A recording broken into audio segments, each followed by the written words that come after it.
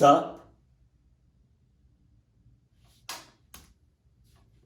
No. What you're about to see is the discovery made by the YouTuber Connor Kelly in the McCoy Mine in Lander County, Nevada. The McCoy Mine is a silver and gold mine at the elevation of 5,400 feet. Connor arrives in a group of 4 via motorbikes, and upon entry of the cave, everything seems normal at first.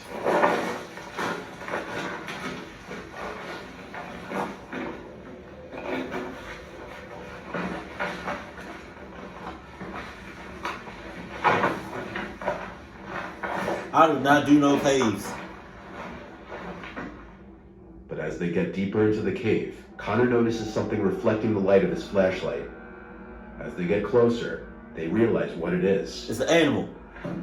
Oh.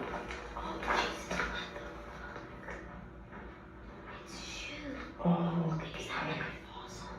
It's a pile of shoes, but to make it even more disturbing, it's a pile of children's shoes. Jesus. Mixed in with the shoes are various bones laying in the pile. Connor then looks further down the cave, and you can see skeletal remains of some type of animal, possibly a coyote or deer. The shoes all appear to be older, with 80s styling on a lot of them, and obviously whoever or whatever put them there deliberately made a pile out of them. Connor said they contacted police on the matter, but they didn't seem to take it seriously or care. The bones could easily be explained away as the cave being some kind of animal feeding grounds, but the smell of the shoes isn't as easily explainable. There's always the question of if this was a prank to scare people, but this honestly seems like it would take a lot of effort for a prank or failed viral video attempt. A more disturbing explanation would be that this is or was a dump for abducted kids, where their shoes would be removed for whatever reason and dumped there, possibly as trophies. An example that could be compared to this was in the early 1900s in Walled Lake, Michigan. There was believed to be a sick and cruel man who began murdering kids in the area, and after he would dispose of the bodies, he threw their tiny shoes up into the branches of a tree. Eventually the man was caught, and people found his tree ornamented with dangling shoes of dead children, almost as if it were one big trophy to him. What? Whether this is something similar to that, or just a weird prank that somebody spent way too much time on, will probably remain a mystery. But one thing's for certain, there aren't many possible explanations for this. Jesus. If you're claustrophobic, this story will make you uneasy.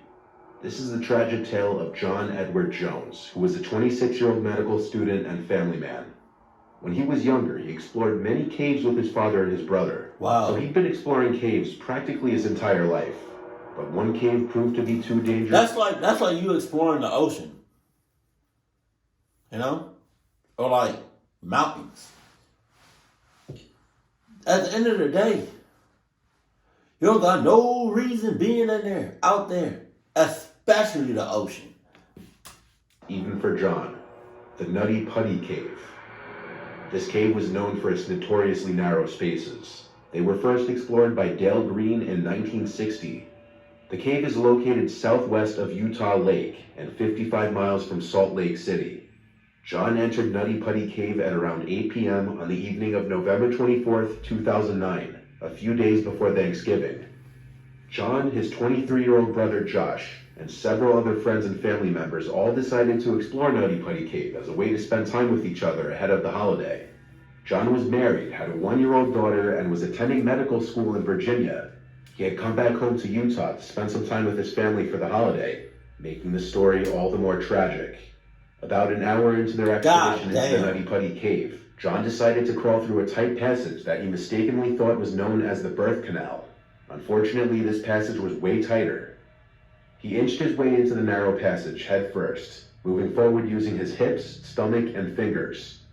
But within minutes, he realized he'd made a terrible mistake. You think? He knew that he was more or less stuck and had no room to turn around or even wriggle back out the way he came. He had no choice but to try to press forward. He tried to exhale the air in his chest so that he could fit through a space that was barely 10 inches across and 8 inches high. But when John inhaled again and his chest puffed back out, he got stuck for good. Josh found his brother, and in a tragic turn of events, as he was pulling at John's calves, John slid further down the shaft. What's worse is that now he was stuck upside down with one hand beneath him and the other wedged above. At this point, the two boys started to pray. Eventually, Josh made it back to the surface to call for help. But even once help came, John was still trapped 400 feet into the cave and 100 feet below the Earth's surface. Getting the people, equipment, and... Yo, if you gotta go somewhere, if you're in a tight space, or if you're like, I don't know, like, at one point in this story, in the second story, he was like, he had to wiggle, he had to move with his stomach and like his fingers. That's a problem. Like, you're not moving with your whole body. You're not moving with your arms or your legs. You're moving with your fingers. Oh my God. supplies down that far took over an hour. Due to John being stuck upside down, time was of the essence. In an upside down position, a healthy young person could live for a few hours, but probably not much more. The body is adapted to work with gravity, not against it. Blood flows the way it does with gravity's help. Our organs sit where they are because of how we stand, so John's blood pressure was falling dangerously low, and his organs would start to crush each other if he didn't get out soon. This position would also require the heart to work incredibly hard to continuously pump excess blood out of the brain. The first rescuer to reach John was a woman named Susie Motola, who arrived at about 12:30 a.m. on November 25th. At that point, John had been trapped for 3.5 hours. Susie introduced herself to John, even though all she could see of him was a pair of navy and black running shoes. John said back to her, "Hi Susie, thanks for coming, but I really want to get out." Over the next 24 hours, more than 100 rescue personnel worked to free John from the depths of the Nutty Putty. So he was upside down in a tight ass space for 24 hours. Yo, you're done. The best plan they had was to try to use a system of pulleys and ropes to try to free John from his position. Rescuers tied John with a rope connected to a series of pulleys, causing him to scream in pain due to a lack of blood in his lower body. Everything was ready, and they pulled as hard as they could, but suddenly and without warning, one of the pulleys failed. Rescuers believe the pulley came loose at its anchor point in the cave wall. The rope and pulley operation failed, and the rescuers had no other viable plans. John was trapped. With no hope of rescue and his heart having suffered hours upon hours of strain due to his downward position, John was pronounced dead of cardiac arrest shortly after midnight on the evening of November 25th. Damn. A week after John's death, the Nutty Putty Cave was sealed off for good. Perhaps the scariest part is that they never recovered his body, and his remains will stay down there forever. This one, while being kind of creepy, is also pretty interesting. A YouTuber by the name of Water Skipper posted a video exploring a cave in Oregon called the Malheur Cave. On the surface, it looks like a pretty normal cave, until the bleachers on either side come into view. What? Now, anyone would wonder what exactly bleachers would be doing in a cave. One might assume some kind of secret underground rituals could be going on in there. Oh my God. And in a place as creepy as deep in a cave, these would probably be some sick rituals. However, the cave is owned by the Masonic Lodge of Burns. For decades, the Freemason group in Oregon held their meetings in this cave, cleaning and maintaining the area. But obviously a group holding private meetings in a creepy cave is going to create bad rumors and conspiracy theories regarding both the Masons and the cave itself. One of those theories claiming that the cave hosted satanic rituals and devil worship. While that's likely untrue, it's still, as a whole, a creepy place. The cave has been closed off since 2019, when local Masons put up a gate at the cave entrance in order to stop the vandalism and graffiti that was plaguing the site.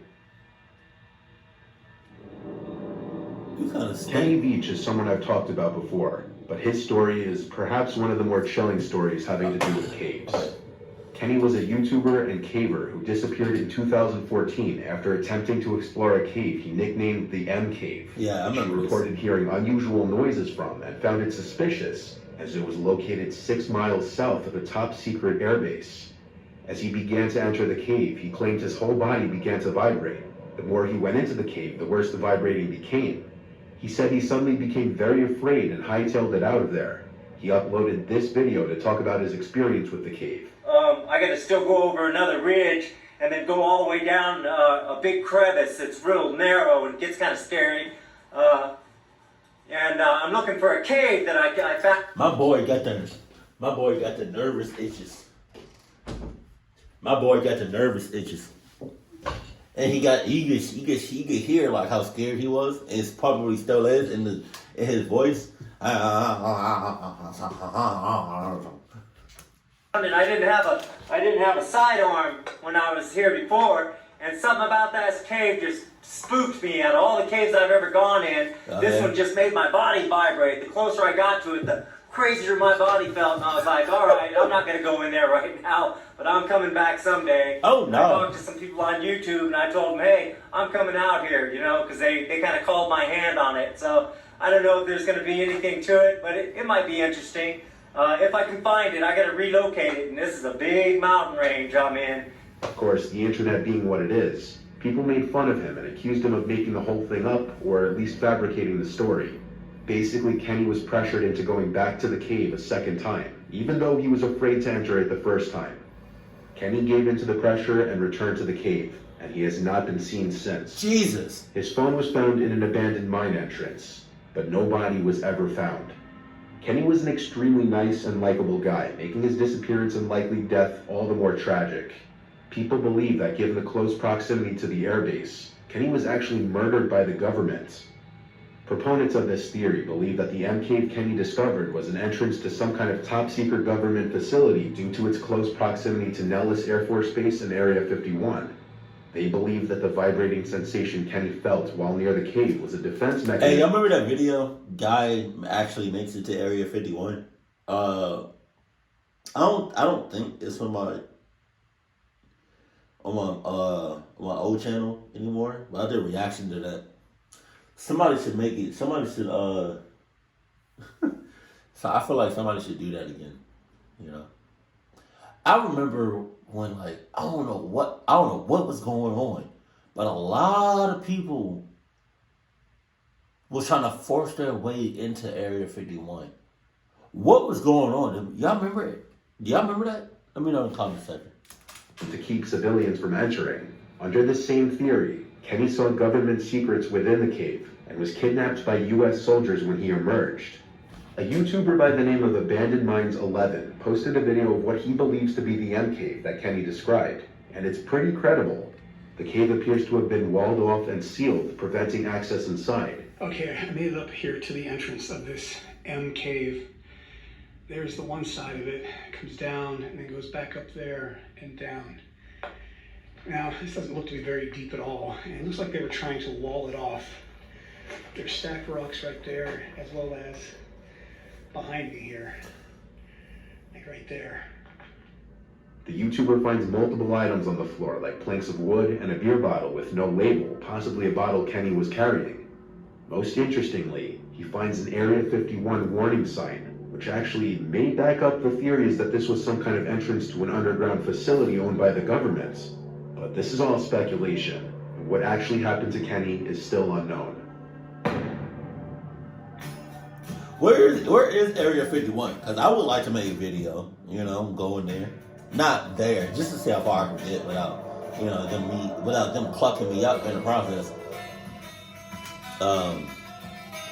But I mean, it's caves. Like, I don't trust caves. Like, again, you got no reason being in caves. You don't got no reason being in the mountains. You don't got no reason.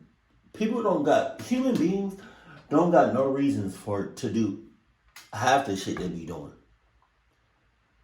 Like, caves, man.